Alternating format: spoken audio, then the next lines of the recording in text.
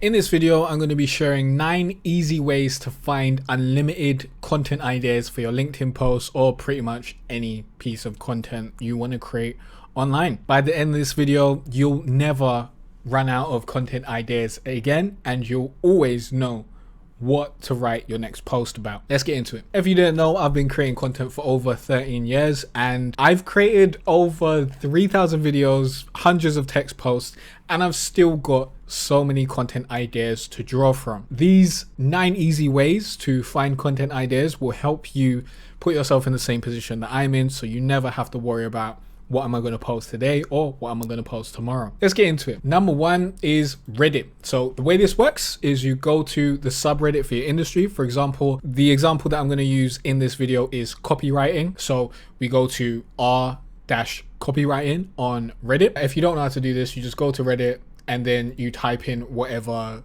you want the subreddit to be. So if you write copywriting, we'll see that and then we'll get r-copywriting. Okay. So here you'll see a bunch of people asking questions and posting about things that they want to learn about or things that they're having trouble with. The way you want to use this is you come here and you ask yourself, what are the common questions? What are the common problems? Which are the popular posts? You could also sort by top posts. So you'll see which posts have the most comments and upvotes on that. And that can help you understand which questions or posts you should take to then create your content from. For example, this post is about someone giving feedback after 10 years of doing this, and the advice is get a portfolio that reflects the industries that make money. So I could easily make a post about this, how to create your portfolio and get clients in your industry. You'd want to use specific examples from that industry in order to convert those clients, basically. So after you find these common problems, these common questions, popular posts, you solve those problems in your content. You answer those questions in your content. You adapt and you repurpose these popular posts. Simple as that. Next is Quora. And Quora, you're going to do the exact same thing on here, but you also want to make sure that you're selecting for the past year. The reason why I dislike using Quora is because it just has way less people on there. So you're going to get less content and less posts. But the good thing about Quora is every post is a question. This makes it easier to find content ideas, but on Reddit, there's just more data and more people on there, so I prefer that. But this is how you use Quora, okay? Number 3 is the comment section. There are 2 types of comments that will give you content ideas. The first one is your audience comments. So that's when people are commenting on your post, asking questions or giving you extra advice. For example, this post, 9 easy ways to find content ideas, I posted on LinkedIn, I think of maybe like 3 weeks ago, and someone commented and gave me an extra point to add to it. Before that, it was 8 easy ways to find content ideas. I got a comment, add in a new way that then improved the content. Now it's a new piece of content, basically. But we'll talk more about repurposing later in the video. But if people are asking questions, then you can use those questions as content ideas, because that means that there is a desire for that.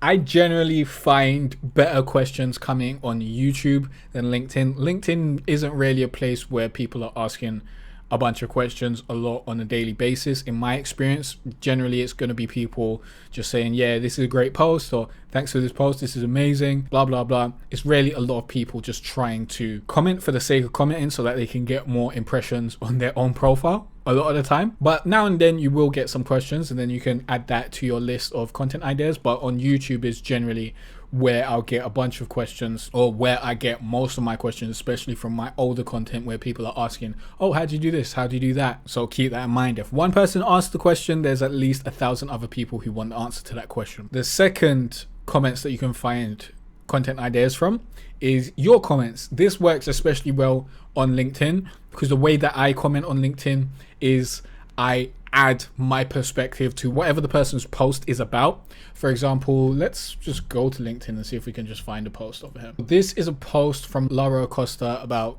how she grew her LinkedIn to 100k followers in 1 year, and she's estimated to do the same on YouTube. And then she's sharing her strategy of what she's doing on YouTube. So how she's using LinkedIn and YouTube. Now, I am someone who also uses LinkedIn and YouTube. So from my perspective, the way that I use LinkedIn and YouTube is I use my best performing post, as she's using as well in her thing. I use my best performing posts, turn those into YouTube videos, and I expand on my LinkedIn posts in YouTube videos. So from my LinkedIn post, people get a brief introduction to the topic, and then I expand through long form content on my YouTube channel, because short form content on LinkedIn is great for getting people into your ecosystem, but to build that trust, to get those sales, to prove your expertise, you want to direct them to long form content where you can prove your expertise. With this, I would share some advice or share my experience using YouTube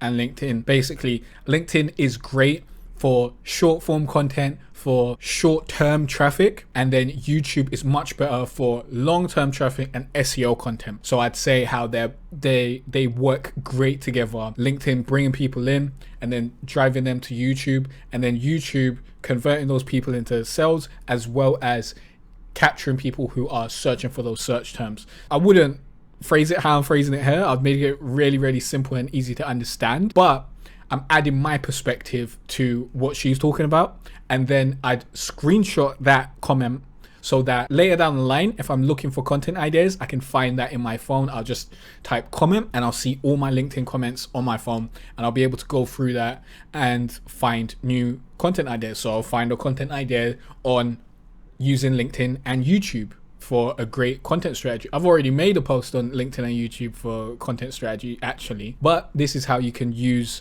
your comments to find content ideas. But this only works if you're writing valuable comments that actually add something. If you're writing comments like, this was a great post, amazing post, need more of this, you're not going to get anything from that. Another thing to do with your comments is focus on one specific thing that people are pointing out in their posts. For example, this goes into a 5-step strategy. With this, I'd focus on one specific thing that she's talking about and comment on that generally, and that keeps your comment useful and simple. Or you add helpful tips or tactics that weren't included in the post. So I'd say these were great tips, this is also something to consider, and then you offer that. That makes your comment add more value to the post, which is great for anyone who's reading the comment section, and it's great for the actual original poster. And when you're ready, you look for your comments and you can expand those comments into bigger post ideas. However, you can create 2 months of LinkedIn content with my free 74 LinkedIn post ideas and hooks with examples. Scan the QR code on the screen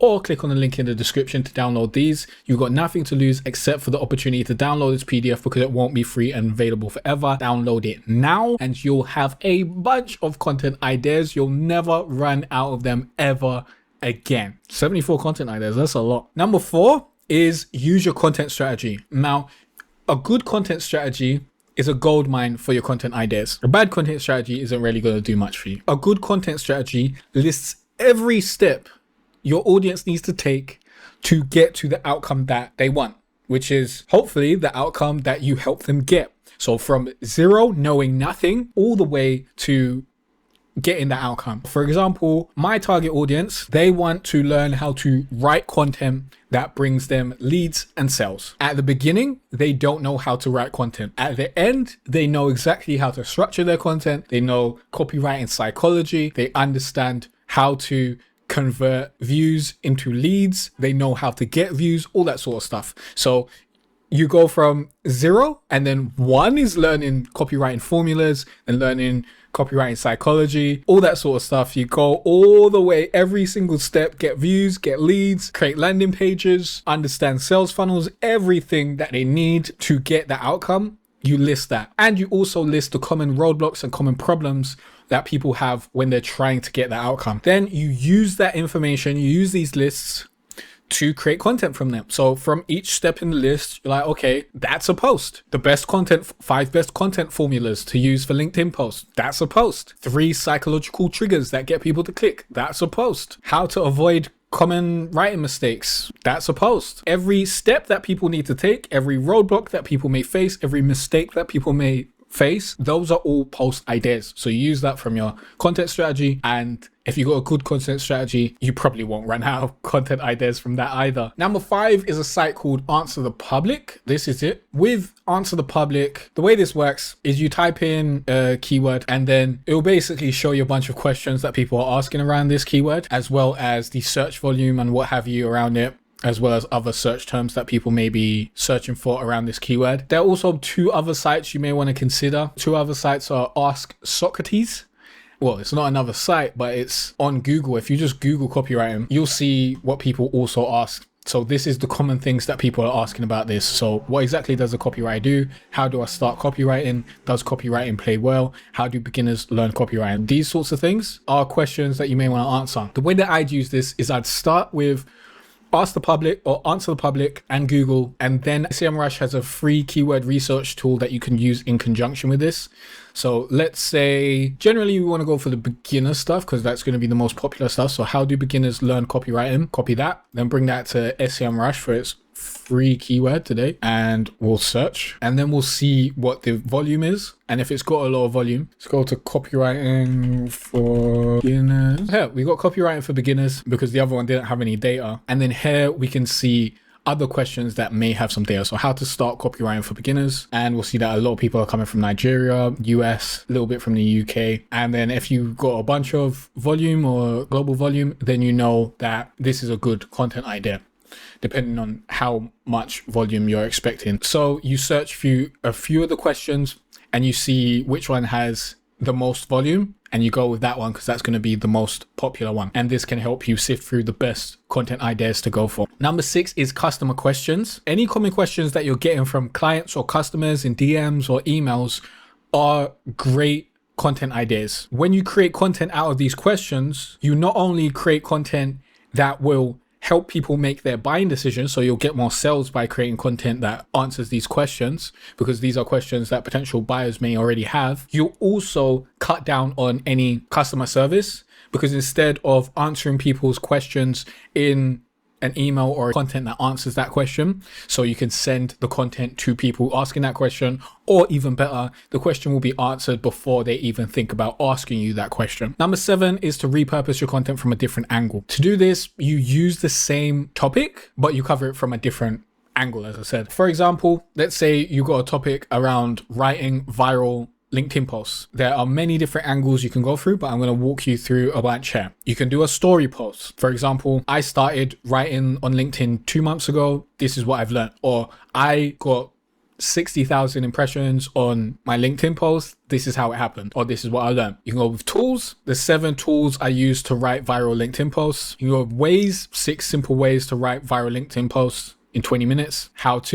I write viral LinkedIn posts from scratch. Mistakes, 3 mistakes making your LinkedIn post boring and less engaging, stopping your LinkedIn post from going viral, stuff like that. Framework, the 7-step framework I use for writing viral LinkedIn posts. So it's the same thing. You're just coming from a different angle. So you're helping people get the same outcome, but you're creating content from different perspectives and different angles that may resonate with different types of people. Number 8 is to repurpose your content into new formats. It's smart to convert your popular posts into different formats in order to squeeze more out of your well-performing content. For example, you can create a text post that you then turned into a video. For example, like this is a carousel that's been turned into a video. Or you can create a text list post that turns into a carousel. For example, this post is a text list post that I wrote 6 months ago. It's very, very straightforward. 6 easy tips for writing better content. I was testing out LinkedIn posts and seeing if a short post will do better than a long one.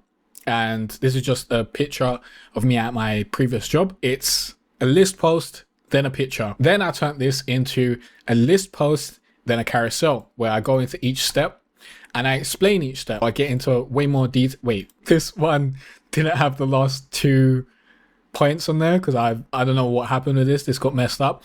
But as you can see, there's more detail in these posts. I'm repurposing and I'm adding more content here. So it's not just the same thing as before. It's also been made better. Although you can just repost your old content, especially if your content has been posted 2 months ago, at least a month ago, and you can repost it. Basically, I highly recommend you repost your old content and just have your top performing posts in constant rotation because they work. Why not keep on posting them? Especially if you keep on growing in followers, there are going to be people who didn't see those posts. For example, I've grown by 40% more followers since last month. So it makes sense for me to repost the post that I was posting last month right? If it worked once, it will work 6 more times. Keep on doing it. Number 9 is to repurpose your content by expanding or contracting. The way this works is you either summarize long form content into basic points or expand each item in a list post into its own post, or turn long form content into multiple short posts. For example, these 6 tips are from my blog post, 14 simple tips for writing LinkedIn posts that get leads. So all these tips are already included in here. This post is a contraction of it because I'm just getting 6 tips from there, and that's all that's going on here. There's no more than that. This carousel is also a contraction of that, but then it can go the other way. As I said, you can create a list post like this and then expand it into a carousel where you're giving more detail, but you can also expand one particular point. For example, your first line needs to keep them hooked, and turn that into another post. That's what I did with this first post. It did pretty well at the time because I had maybe like 200 followers and it got about 1,000 impressions. So I was like, oh, this is pretty good. And then I created a post for each point in that post. So for hooks, I've created a whole post on hooks, why hooks are important, what it's about, and easy hook templates you can use. So that's an expansion. And then when you've got long form content like a blog post or a video, you can contract. The bonus tip is to keep a bank of content ideas ready to go. In order to do this, save drafts. So if anytime you have an idea, you write up the idea, save it as a draft. Take screenshots of your comments as well as posts and hooks that inspire you, and list common questions that you're asked or common questions around your industry so that you can go through that list of questions whenever you don't have content ideas. But after this video, you should have way more content ideas than you know what to do with. But let's say you don't, you list those common questions, and then anytime you're thinking, what should I write about? You can go to that question list and pick something out from there. If you use these 9 easy ways to find content ideas, you will never run out of content ideas ever again. If you got any questions or any other tutorials you want me to make, let me know in the comment section down below, and I'll see you in the next video.